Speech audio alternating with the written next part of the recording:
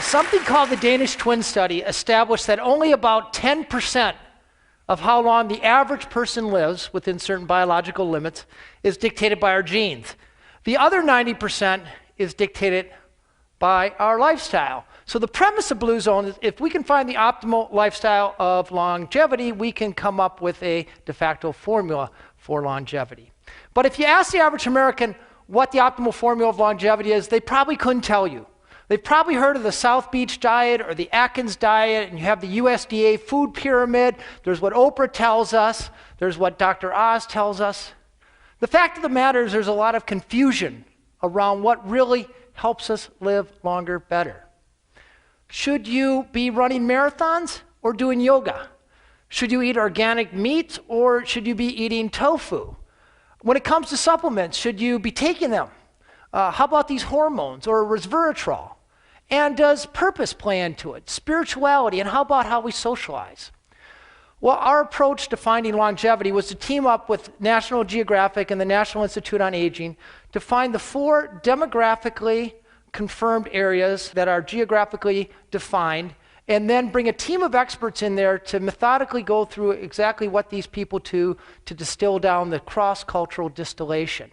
And at the end of this, I'm going to tell you what that distillation is. But first, I'd like to debunk some common myths when it comes to longevity. And the first myth is if you try really hard, you can live to be 100. False. The problem is only about 1 out of 5,000 people in America live to be 100. Your chances are very low. Even though it's the fastest growing demographic in America, it's hard to reach 100. The problem is that we are not programmed for longevity. We are programmed for something called procreative success. I love that word. It reminds me of my college days. Biologists term procreative success to mean the age where you have children and then another generation, the age when your children have children. After that, the effect of evolution completely dissipates. If you're a mammal, if you're a rat or an elephant or a human in between, it's the same story. So to make it to age 100, you not only have to have had a very good lifestyle, you also have to have won the genetic lottery. The second myth is there are treatments that can help slow, reverse, or even stop aging. False. When you think of it, there's 99 things that can age us. Deprive your brain of oxygen for just a few minutes, those brain cells die, they never come back. Play tennis too hard on your knees, ruin your cartilage, that cartilage never comes back. Our arteries can clog, our brains can gunk up with plaque, and we can get Alzheimer's. There's just too many things to go wrong. Our bodies have 35 trillion cells. Trillion with the T, we're talking national debt numbers here. Those cells turn themselves over once every 8 years, and every time they turn themselves over, there's some damage. And that damage builds up, and it builds up exponentially. It's a little bit like the days when we all had Beatles albums or Eagles albums, and we'd make a copy of that on a cassette tape and then let our friends copy that cassette tape. And pretty soon, with successive generations, that tape sounds like garbage. Well, the same things happen to our cells. That's why a 65-year-old person is aging at a rate of about 125 times faster than a 12-year-old person. So if there's nothing you can do to slow your aging or stop your aging, what am I doing here? Well, the fact of the matter is the best science tells us that the capacity of the human body, my body, your body, is about 90 years, a little bit more for women. But life expectancy in this country is only 78. So somewhere along the line, we're leaving about 12 good years on the table. These are years that we could get, and research shows that they would be years largely free of chronic disease, heart disease, cancer, and diabetes. We think the best way to get these missing years is to look at the cultures around the world that are actually experiencing them. Areas where people are living to age 100 at rates up to 10 times greater than we are. Areas where the life expectancy is an extra dozen years, and the rate of middle-age mortality is a fraction of what it is in this country. We found our first blue zone about 125 miles off the coast of Italy on the island of Sardinia, and not the entire island. The island's about 1.4 million people, but only up in the highlands, an area called the Nuoro province.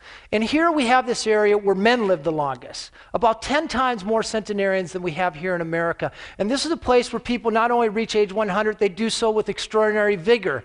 Places where 102-year-olds still ride their bike to work, chop wood, and can beat a guy 60 years younger than them. Their history actually goes back to about the time of Christ. It's actually a Bronze Age culture that's been isolated. Because the land is so infertile, they're largely shepherds, which occasions regular low-intensity physical activity.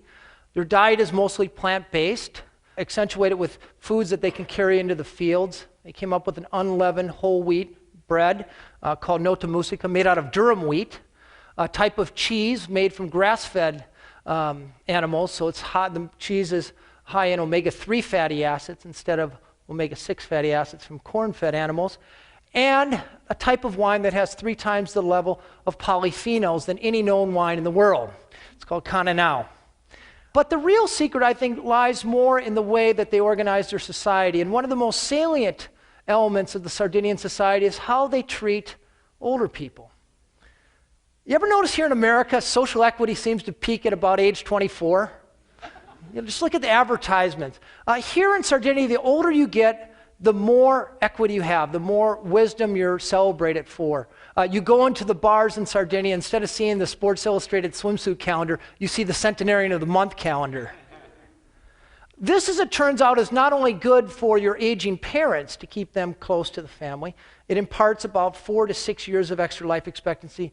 Research shows it's also good for the children of those families who have lower rates of mortality and lower rates of disease. That's called the grandmother effect. We found our second blue zone on the other side of the planet, about 800 miles south of Tokyo on the archipelago of Okinawa. Okinawa is actually 161 small islands. And in the northern part of the main island, this is ground zero for world longevity. This is a place where the oldest living female population is found. It's a place where people have the longest disability-free life expectancy in the world. They have what we want. They live a long time and tend to die in their sleep very quickly. And often, I can tell you, after sex.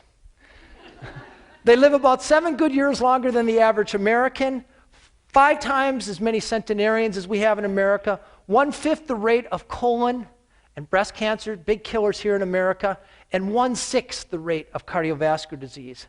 And the fact that this culture has yielded these numbers suggests strongly they have something to teach us. What do? Once again, a plant-based diet full of vegetables with lots of color in them, and they eat about 8 times as much tofu as Americans do. More significant than what they eat is how they eat it. They have all kinds of little strategies to keep from overeating, which, as you know, is a big problem here in America.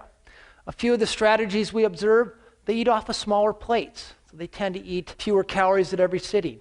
Instead of serving family style, where you can sort of mindlessly eat as you're talking, they serve at the counter, put the food away, and then bring it to the table. They also have a 3,000-year-old adage, which I think is the greatest sort of diet suggestion ever invented. It was invented by Confucius. And that diet is known as the Hara Hachi Bu diet. It's simply a little saying these people say before their meal to remind them to stop eating when their stomach is 20% full. It takes about a half hour for that full feeling to go travel from your belly to your brain. And by remembering to stop at 80%, it helps keep you from doing that very thing. But like Sardinia, Okinawa has a few social constructs that we can associate with longevity. We know that isolation kills. 15 years ago, the average American had 3 good friends. We're down to 1.5 right now. If you were lucky enough to be born in Okinawa, you were born into a system where you automatically have a half a dozen friends with whom you travel through life. They call it a moai. And if you're in a moai, you're expected to share the bounty if you encounter luck. And if things go bad, a child gets sick, a parent dies, You always have somebody who has your back. This particular Moai, these 5 ladies have been together for 97 years. Their average age is 102. Typically in America, we've divided our adult life up into 2 sections. There's our work life, where we're productive, and then one day, boom, we retire. And typically that has meant retiring to the easy chair or going down to Arizona to play golf. In the Okinawan language, there's not even a word for retirement. Instead, there's one word that imbues your entire life, and that word is ikigai. And roughly translated, it means the reason for which you wake up in the morning. And for this 102-year-old karate master, his ikigai was carrying forth this martial art. For this 100-year-old fisherman, it was continuing to catch fish for his family 3 times a week. And this is a question. The National Institute on Aging actually gave us a questionnaire to give these centenarians. And one of the questions, they were very culturally astute people put the questionnaire. One of the questions was, what is your ikigai? They instantly knew why they woke up in the morning. For this 102-year-old woman, her ikigai was simply her great-great-great-granddaughter. 2 girls separated in age by 101 and a half years. And I asked her what it felt like to hold a great-great-great-granddaughter, and she put her head back and she said, it feels like leaping into heaven. I thought that was a wonderful thought. My editor at Geographic wanted me to find America's blue zone, and for a while we looked on the prairies of Minnesota, where actually there's a very high proportion of centenarians, but that's because all the young people left. So we turned to the data again, and we found America's longest lived population among the Seventh-day Adventists concentrated in and around Loma Linda, California.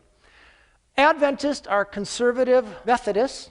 They celebrate their Sabbath from sunset on Friday till sunset on Saturday, a 24-hour sanctuary in time, they call it. And they follow 5 little habits that conveys to them extraordinary longevity, comparatively speaking. In America here, life expectancy for the average woman is 80, but for an Adventist woman, their life expectancy is 89, and the difference is even more pronounced among men, who are expected to live about 11 years longer than their American counterparts. Now, this is a study that followed about 70,000 people for 30 years, sterling study, and I think it supremely illustrates the premise of this Blue Zone project. This is a heterogeneous community. It's white, black, Hispanic, Asian. The only thing they have in common are a set of very small lifestyle habits that they follow ritualistically for most of their lives. They take their diet directly from the Bible, Genesis chapter 1, verse 26, where God talks about legumes and seeds, and on one more stanza about green plants, ostensibly missing his meat. They take this sanctuary in time very serious. For 24 hours every week, no matter how busy they are, how stressed out they are at work, where the kids need to be driven, they stop everything and they focus on their God, their social network, and then hardwired right in the religion are nature walks. And the power of this is not that it's done occasionally. The power is it's done every week for a lifetime. None of it's hard. None of it costs money. Adventists also tend to hang out with other Adventists. So if you go to an Adventist party, you don't see people swilling Jim Beam or rolling a joint. Instead, they're talking about their next nature walk, exchanging recipes, and yes, they pray. But they influence each other in profound and measurable ways. This is a culture that has yielded Ellsworth Wareham. Ellsworth Wareham is 97 years old. He's a multimillionaire. Yet when a contractor wanted $6,000 to build a privacy fence, he said, for that kind of money, I'll do it myself. So for the next 3 days, he was out shoveling cement and hauling poles around. And predictably, perhaps, on the 4th day, he ended up in the operating room. But not as the guy on the table, the guy doing open heart surgery. At 97, he still does 20 open heart surgeries every month. Ed Rawlings, 103 years old now, an active cowboy, starts his morning with the swim, and on the weekends he likes to put on the boards, throw up rooster tails. And then Marge Deton. Marge is 104. Her grandson actually lives in the Twin Cities here. She starts her day with lifting weights. She rides her bicycle, and then she gets in a root beer-colored 1994 Cadillac Seville and tears down the San Bernardino Freeway, where she still volunteers for 7 different organizations. I've been on 19 hardcore expeditions. I'm probably the only person you'll ever meet who rode his bicycle across the Sahara Desert without sunscreen. But I'll tell you, there was no adventure more harrowing than riding shotgun with Marge Deton. A stranger is a friend I haven't met yet, she'd say to me. So what are the common denominators in these 3 cultures? What are the things that they all do? And we managed to boil it down to 9. In fact, we've done 2 more Blue Zone expeditions since this, and these common denominators hold true. And the first one, and I'm about to utter a heresy here, none of them exercise, at least the way we think of exercise. Instead, they set up their lives so that they're constantly nudged into physical activity. These 100-year-old Okinawan women are getting up and down off the ground. They sit on the floor 30 or 40 times a day. The Sardinians live in vertical houses, up and down the stairs. Every trip to the store or to church or to the friend's house occasions a walk. They don't have any conveniences. There's not a button to push to do yard work or housework. If they want to mix up a cake, they're doing it by hand. That's physical activity. That burns calories just as much as going on the treadmill does. When they do intentional physical activity, it's things they enjoy. They tend to walk, the only proven way to stave off cognitive decline, and they all tend to have a garden. They know how to set up their life in the right way so they have the right outlook. Each of these cultures take time to downshift. The Sardinians pray, the Seventh-day Adventists pray, the Okinawans have this ancestor veneration. But when you're in a hurry or stressed out, that triggers something called the inflammatory response, which is associated with everything from Alzheimer's disease to cardiovascular disease. When you slow down for 15 minutes a day, you turn that inflammatory state into a more anti-inflammatory state. They have vocabulary for sense of purpose. Ikigai, like the Okinawans. You know, the 2 most dangerous years in your life are the year you're born because of infant mortality and the year you retire. These people know their sense of purpose and they activate it in their life. That's worth about 7 years of extra life expectancy. There's no longevity diet. Instead, these people drink a little bit every day, not a hard sell to the American population. They tend to eat a plant-based diet. Doesn't mean they don't eat meat, but lots of beans and nuts. And they have strategies to keep from overeating, little things that nudge them away from the table at the right time. And then the foundation of all this is how they connect. They put their families first, take care of their children and their aging parents. They all tend to belong to a faith-based community, which is worth between 4 and 14 extra years of life expectancy if you do it 4 times a month. And the biggest thing here is they also belong to the right tribe. They were either born into or they proactively surrounded themselves with the right people. We know from the Framingham studies that if your 3 best friends are obese, there's a 50% better chance that you'll be overweight. So if you hang out with unhealthy people, that's going to have a measurable impact over time. Instead, if your friend's idea of recreation is physical activity, bowling or playing hockey or biking or gardening, if your friends drink a little but not too much, and they eat right, and they're engaged, and they're trusting and trustworthy, that is going to have the biggest impact over time. Diets don't work. No diet in the history of the world has ever worked for more than 2% of the population. Exercise programs usually start in January. They're usually done by October. When it comes to longevity, there is no short-term fix in a pill or anything else. But when you think about it, your friends are long-term adventures, and therefore perhaps the most significant thing you can do to add more years to your life and life to your years. Thank you very much.